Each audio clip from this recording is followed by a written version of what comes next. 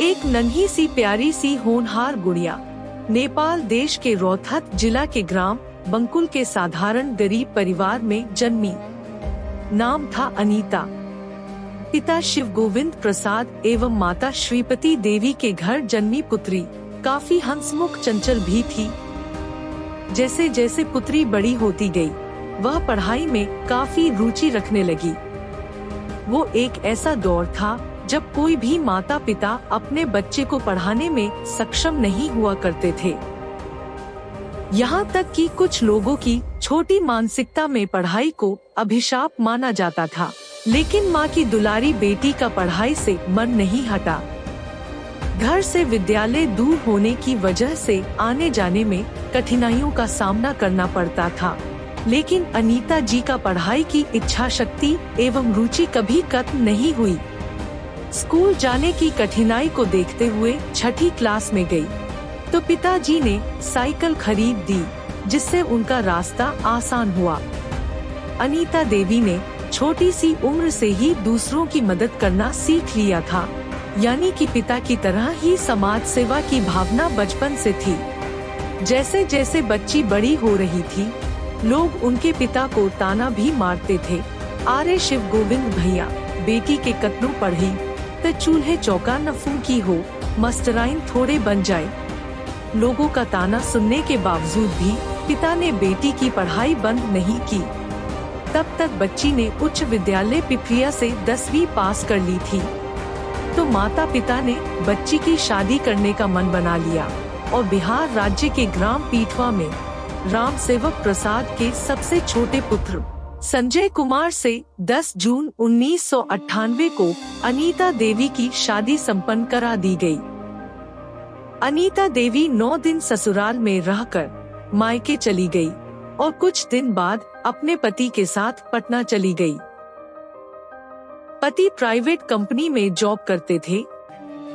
इसी बीच में एक पुत्री की प्राप्ति हुई।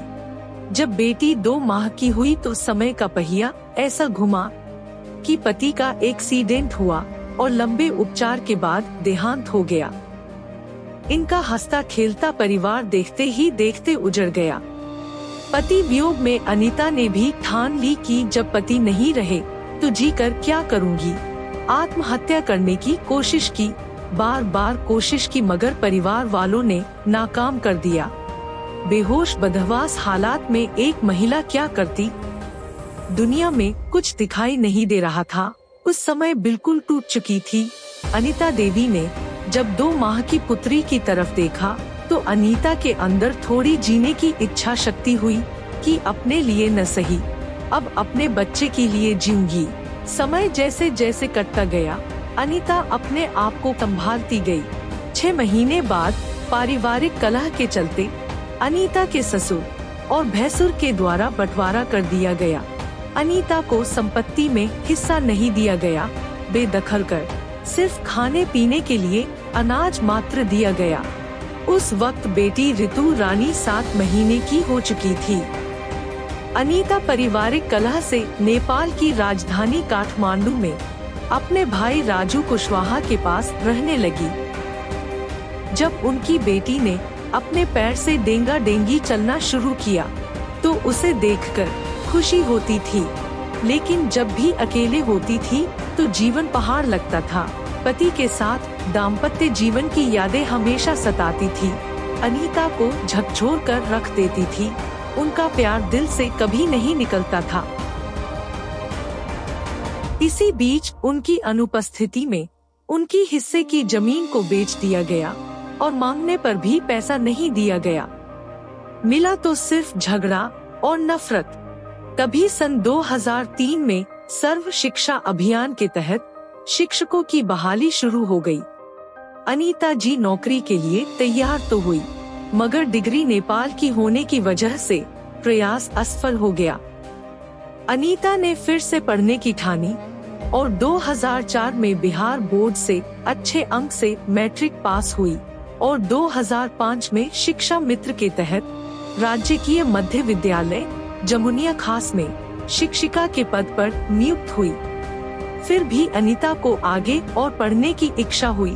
परिवार की इतनी बड़ी जिम्मेदारी सुबह उठना, घर का काम करना, पढ़ाई करना, स्कूल जाना, समय का काफी तकाजा होते हुए भी पढ़ाई जारी रखी। अब अनीता के जीवन के 17 साल बीत चुके थे। तब अनीता ने प्रण लिया कि संपत्ति का बंटवारा करा के ही रहूंगी। तब ब्लॉक में दौड़ना शुरू किया, अंचलाधिकारी से मिलकर आवेदन दिया। तब से बंटवारे का कार्य कुछ दिन में शुरू हो गया और अपने अपने हिस्से की संपत्ति सबको मिल गई। अनीता ने अपनी बेटी को पढ़ाई के लिए पटना भेजा। आपसी कलह की वजह से बेटी को वापस बुलाना पड़ा और बाद में मोतिहारी हॉस्टल में शिफ्ट कर दिया गया। होनहार बेटी ने पढ़ाई के दौरान स्कूल में कई मेडल भी जीते। उधर अनीता ने पुनः सन 2006 में फिर से अच्छे अंकों से इंटरमीडिएट पास की। उसके बाद बीए की पढ़ाई करने लगी। 2009 में अच्छे अंकों से पास हुई। फिर नालंदा विश्वविद्यालय से एमए की पढ़ाई की। 2012 में अच्छे अंकों से पास हुई।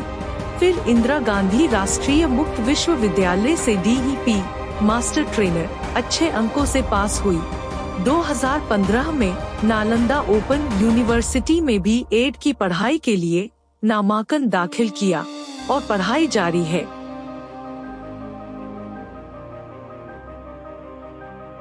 इसी बीच मुख्यमंत्री आंचल योजना के तहत गांव, कस्बे, मोहल्ले में असाक्षर महिलाओं में साक्षरता प्रदान करने के लिए उत्कृष्ट कार्य को देखते हुए 2014 में KRP की रिसोर्स पर्सन के लिए प्रखंड स्तर नियुक्त हुई। इसी दौरान नियंत्रण शिक्षा के क्षेत्र में कई उत्कृष्ट कार्य करने लगी। शिक्षा के क्षेत्रों में किए गए कई महत्वपूर्ण कार्यों के लिए लगातार सम्मानित होने लगी। 2016 में बिहार दिवस पर शील्ड से सम्मानित। 2017 में नशा मुक्त पक्ष में राज्यव्यापी मानव श्रृंखला में जिला से सम्मानित। अंतर्राष्ट्रीय महिला दिवस समारोह 2017 में प्रखंड विकास पदाधिकारी द्वारा सम्मानित हुई। 2017 में बिहार दिवस के समारोह में मुख्य सचिव बिहार सरकार द्वारा प्रशस्ति पत्र से सम्मानित हुई। 2018 में बिहार दिवस में शौर्य एवं गांधी जी के शील्ड द्वारा सम्मानित हुई। 2018 में प्रमाण पत्र मुख्यमंत्री विद्यालय सुरक्षा कार्यक्रम सुरक्षित शनिवार राज्य से सम्मानित हुई। 2018 में जिला में भारत स्काउट एवं गाइड से 15 अक्टूबर को नगर भवन में सम्मानित हुई। 2019 में कौन बनेगा स्वच्छता सेनानी में सम्मानित हुई। 2019 में ग्राम पंचायत झरोखा श्रीमती बीना देवी नेहरू युवा केंद्र द्वारा सम्मानित हुई। शिक्षा विभाग पूर्वी चंपारण मोतिहारी द्वारा राज्यव्यापी मानव श्रृंखला 2020 जल जीवन हरियाली में अच्छे कार्य के लिए प्रशस्ति पत्र से सम्मानित।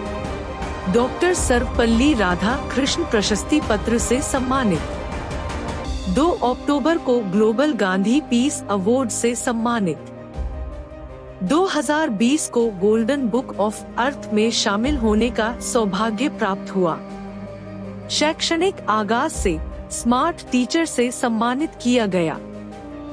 सावित्रीबाई ज्योति फुले द्वारा सम्मानित 2020। भारतेंदु हरिश्चंद्र राष्ट्रीय साहित्य सम्मान 2020। 2020 को मौलाना अब्दुल कलाम आजाद शिक्षा रत्न सम्मान इंटरनेशनल एबिलिटी अवार्ड 2020।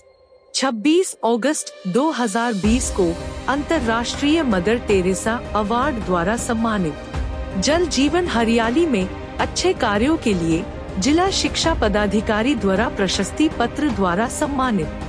2020 को APJ अब्दुल कलाम राष्ट्रीय पुरस्कार द्वारा सम्मानित। 2020 में अरविंद सोसाइटी में शून्य निवेश नवाचार द्वारा सम्मानित। स्वामी विवेकानंद राष्ट्रीय युवा पुरस्कार 2021। जीवन की कठिन परिस्थितियों से निकलकर इतने सारे अवार्ड एवं सम्मान के हकदार हैं एवं सफलता के शिखर पर पहुंचने वाली वह कर्मठ, निर्भीक, सुयोग्य, संघर्षशील महिला श्रीमती अनीता देवी